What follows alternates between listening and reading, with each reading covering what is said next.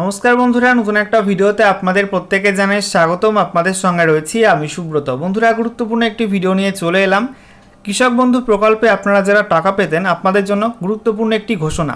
ইতিমধ্যেই রাজ্য সরকারের তরফ থেকে কৃষক বন্ধু প্রকল্পের জন্য একটি নতুন নির্দেশিকা বা অফিসিয়াল সরকারি নোটিশ প্রকাশ করা হয়েছে, যেখানে বলা হচ্ছে কৃষক বন্ধু প্রকল্পে আপনারা যারা টাকা পাচ্ছিলেন আপনাদের প্রত্যেকের ভেরিফিকেশন হবে এবং একটি ফর্ম প্রকাশ করা হয়েছে। সেই ফর্মটি ফিল আপ করে তার সঙ্গে গুরুত্বপূর্ণ ডকুমেন্টের জেরক্স কপি দিয়ে আপনাদের কিন্তু জমা করতে হবে। তো সেই অফিসিয়াল সরকারি নোটিশে কৃষক বন্ধু প্রকল্প নিয়ে কী বলা হয়েছে, কাদের কাদের এই নতুন ফর্মটা ফিল আপ করতে হবে এবং সেই সঙ্গে ফর্মের সঙ্গে আপনাদের কী কী ডকুমেন্ট জমা করতে হবে, কোন কোন বিষয়গুলো দেখা হবে আপনাদের ভেরিফিকেশনের সময়, সমস্ত বিষয়গুলো আপনাদের পরপর জানিয়ে দেব এই ভিডিওটার মাধ্যমে। তো ভিডিওটা ভালো লাগলে এবং ইনফরমেটিভ বলে মনে হলে অবশ্যই আপনারা ভিডিওটা একটি করে লাইক করে দেবেন। অবশ্যই ভিডিওটি প্রচুর শেয়ার করবেন। সেই সঙ্গে নতুন দর্শক হয়ে থাকলে লেটেস্ট ভিডিওর আপডেট সর্বপ্রথমে পাওয়ার জন্য চ্যানেলটিকে সাবস্ক্রাইব করে নিয়ে পাশে থাকা বেল আইকনে ক্লিক করে অল নোটিফিকেশন অপশানটিকে অন করে রাখবেন। লেটেস্ট আপডেট আপনারা সবার প্রথমে পেয়ে যাবেন। সেই সঙ্গে ভিডিওটা ফেসবুক থেকে দেখলে অবশ্যই পেজটাকে ফলো করে রাখবেন, পরবর্তী আপডেট আপনারা পরপর পেয়ে যাবেন। তো বন্ধুরা, এই মুহূর্তে আপনারা দেখতে পাচ্ছেন অফিসিয়াল নোটিশ ওপেন করলাম। দেখুন, বলা হয়েছে government of West Bengal, department of agriculture, Nabanna, সঙ্গে অ্যাড্রেস দেওয়া রয়েছে। এখানে বলা হচ্ছে সার্কুলার, বাঁদিকে নোটিশ নাম্বার, ডান দিকে ডেটটা মেনশন করা আছে 3/7/2026। এই জুলাই মাসে কিন্তু এই নোটিশটা ইস্যু করা হয়েছে রাজ্যে নবান্ন থেকে, কৃষি দপ্তর থেকে এই নোটিশটা ইস্যু করা হয়েছে। তো এখানে সাবজেক্টে বলা হচ্ছে verification, rationalisation and revalidation of beneficiaries under the কৃষক বন্ধু নতুন স্কিম। তো এখানে আপনাদের বলা হচ্ছে কৃষক বন্ধু প্রকল্পে আপনারা যারা টাকা পাচ্ছিলেন আপনাদের প্রত্যেকের ডকুমেন্ট কিন্তু ভেরিফিকেশান করা হবে এবং তারপরে চেক করা হবে যে আপনি টাকা পাওয়ার যোগ্য কিনা, এবং তারপরে কিন্তু আপনি টাকা পাওয়ার যোগ্য হয়ে থাকলে আপনাদেরকে আবার রিভ্যালিডেট করা হবে, অর্থাৎ আপনাদের কৃষক বন্ধু প্রকল্পে রিভ্যালিডেশন হবে। এরপরে দেখুন কি বলা হয়েছে, in order to ensure that financial assistance only to the eligible beneficiary farmers under the Krishak Bandhu Notun KBN scheme, the government of West Bengal has decided to undertake a comprehensive verification and rationalization exercise of all existing beneficiaries of the scheme in the following manner. অর্থাৎ এখানে বলা হয়েছে কৃষক বন্ধু নতুন প্রকল্পের অধীনে শুধুমাত্র যোগ্য সুবিধাভোগী কৃষকদেরই যেন আর্থিক সহায়তা প্রদান করা হয় তা নিশ্চিত করার লক্ষ্যে পশ্চিমবঙ্গ সরকার নিম্নলিখিত পদ্ধতিতে এই প্রকল্পের সমস্ত বিদ্যমান সুবিধাভোগীদের একটি ব্যাপক যাচাই ও যৌক্তিকীকরণ প্রক্রিয়া হাতে নেওয়ার সিদ্ধান্ত নিয়েছে। আচ্ছা, এরপরে কি বলা হচ্ছে, 1 নম্বর পয়েন্টে বলা হচ্ছে beneficiary records under Krishak Bandhu নতুন shall be matched with the PM Kisan database to identify common beneficiaries and to facilitate enrollment of eligible farmers who have not yet been covered under PM Kishan. This PM Kishan database will be flagged in কৃষক বন্ধু portal. অর্থাৎ এখানে আপনাদের 1 নম্বর পয়েন্টে বলা হচ্ছে কৃষক বন্ধু নতুন প্রকল্পের আওতাধীন সুবিধাভোগীদের রেকর্ড PM কিষাণ ডাটাবেসের সাথে মিলিয়ে দেখা হবে, যাতে সাধারণ সুবিধাভোগীদের শনাক্ত করা যায়। অর্থাৎ যারা যারা PM কিষাণ প্রকল্পে টাকা পাচ্ছেন এবং কৃষক বন্ধু নতুন প্রকল্পেও টাকা পাচ্ছেন, এরকম আবেদনকারীর সংখ্যা কত আছে, ঠিক আছে, সেটা মিলিয়ে দেখার জন্য কিন্তু এটা করা হবে। একই সঙ্গে বলা হচ্ছে যেসব যোগ্য কৃষক এখনও PM কিষাণ প্রকল্পের আওতায় আসেননি তাদের তালিকাভুক্ত সহজতর করা যায় এই PM কিষাণ ডাটাবেসটি কৃষক বন্ধু পোর্টালের সঙ্গে সংযুক্ত করা হবে, ঠিক আছে। এরপর 2 নম্বর পয়েন্টে বলা হচ্ছে ডিউরিং ফিল্ড ভেরিফিকেশান অফ কৃষক বন্ধু database detail enquiry in prescribed format is required to be collected inter alia beneficiary and his or her spouse details like bank account, Aadhaar number, EPIC number and land details of the beneficiary has to be collected.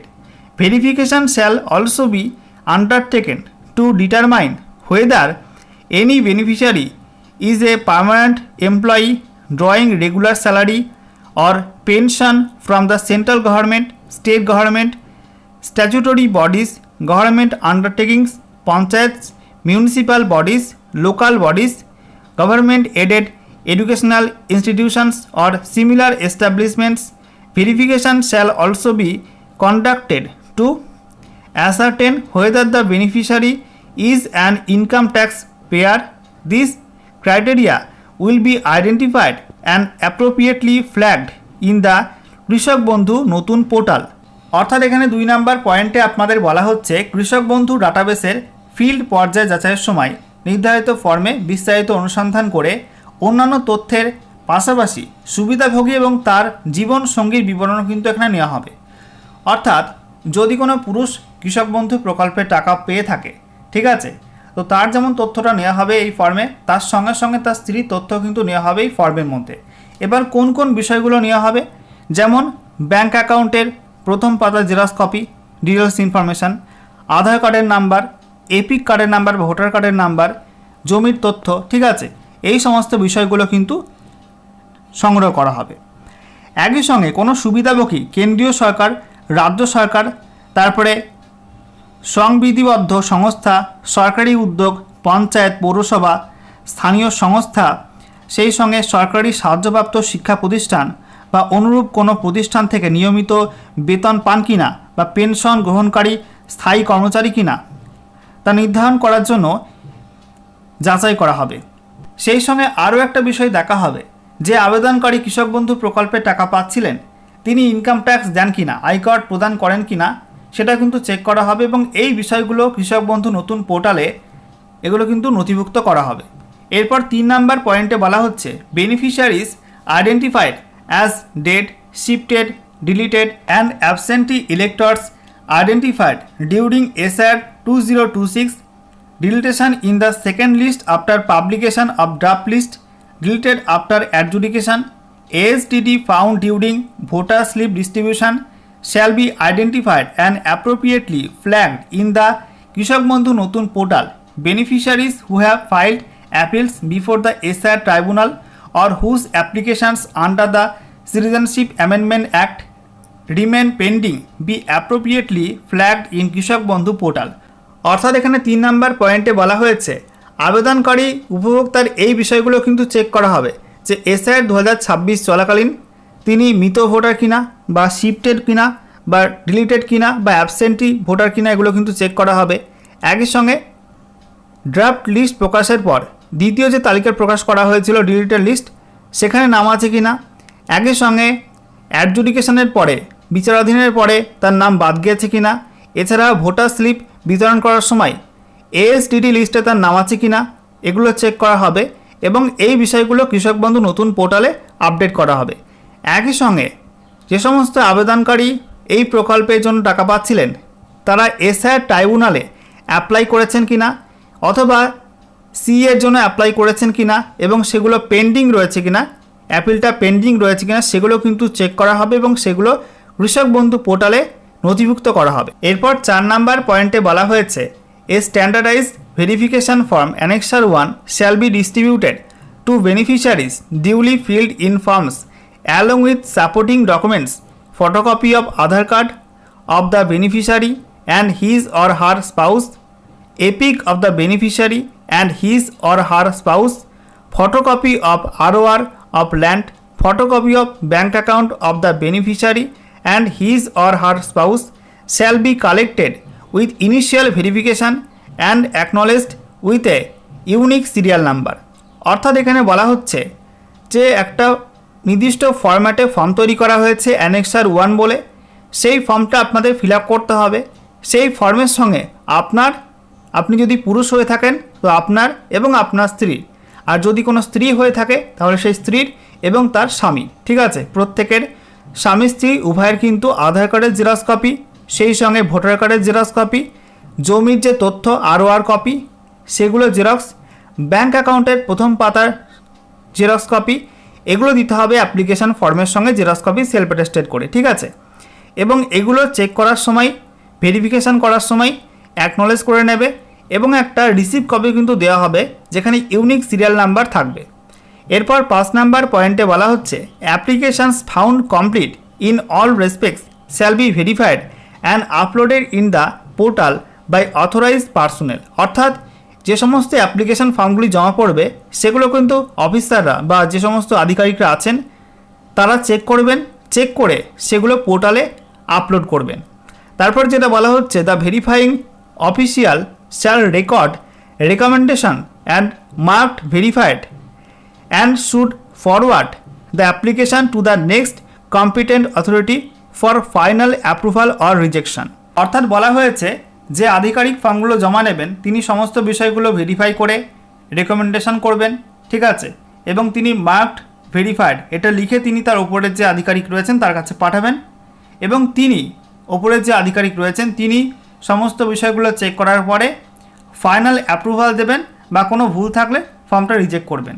এরপর যেটা বলা হয়েছে, the assistant director of agriculture ADA block and or other extension officers as provided by the block or district administration shall be the competent authority for final approval or rejection of application। অর্থাৎ নিচু তলায় যে আধিকারিকরা থাকবেন তারা কিন্তু ওপর মহলে কাকে পাঠাবেন, এডি এর কাছে পাঠাবেন, অ্যাসিস্ট্যান্ট ডিরেক্টর অফ এগ্রিকালচার, ঠিক আছে, অথবা আদার এক্সটেনশন অফিসার ব্লক বা ডিস্ট্রিক্ট অ্যাডমিনিস্ট্রেশন থেকে তাদেরকে ঠিক করা হবে যে ইনারাই হবেন কম্পিটেন্ট অথরিটি। তো তারা কিন্তু অ্যাপ্রুভাল দেবেন, ফর্মে যদি কোনো ভুল থাকে তাহলে কিন্তু ফর্মটা রিজেক্টও তারা করতে পারেন। এরপর 6 নম্বর পয়েন্টে কি বলা হয়েছে, district magistrate and block development officer shall provide necessary man power and logistical support for timely completion of the verification exercise. The exercise shall as far as practicable be completed within 4 weeks from the date of commencement provided sufficient manpower is arranged from administrative level।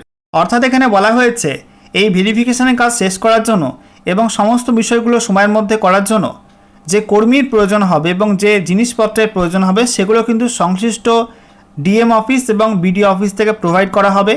এবং বলা হচ্ছে এই যে নোটিশটা যে ডেটে publish করা হয়েছে সেই ডেট থেকে 4 সপ্তাহের মধ্যে এই সমস্ত বিষয়গুলো কিন্তু কমপ্লিট করে ফেলতে হবে, অর্থাৎ ভেরিফিকেশনের কাজ কমপ্লিট করে ফেলতে হবে। তো 3/7/2026 তারিখে অর্থাৎ 3রা জুলাই 2026 তারিখে এই নোটিশটা পাবলিশ করা হয়েছে। ওই ডেট থেকে আগামী 28 দিনের মধ্যে কিন্তু এই সমস্ত কাজ সরকারি কর্মীদের করতে হবে, যে দপ্তরে যারা যারা আছেন সংশ্লিষ্ট দপ্তরে তাদেরকে এই কাজগুলো করতে হবে।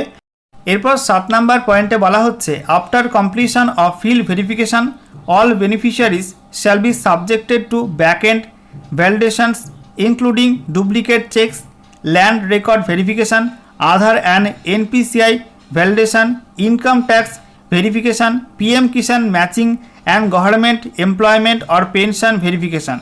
ফিল্ড ভেরিফিকেশন সম্পন্ন হওয়ার পর সকল সুবিধাভোগীকে ব্যাকএন্ড যাচাইকরণের আওতায় আনা হবে, যার মধ্যে অন্তর্ভুক্ত থাকবে ডুপ্লিকেট যাচাই, তারপরে ভূমির রেকর্ড যাচাই, আধার ও এনপিসিআই যাচাইকরণ, আয়কর যাচাই এবং সেই ব্যক্তি পিএম কিষাণ প্রকল্পে টাকা পান কিনা, পিএম কিষাণ ডেটা ম্যাচ করছে কিনা এবং সরকারি চাকরি করেন কিনা বা পেনশন পান কিনা এই বিষয়গুলো কিন্তু চেক করা হবে।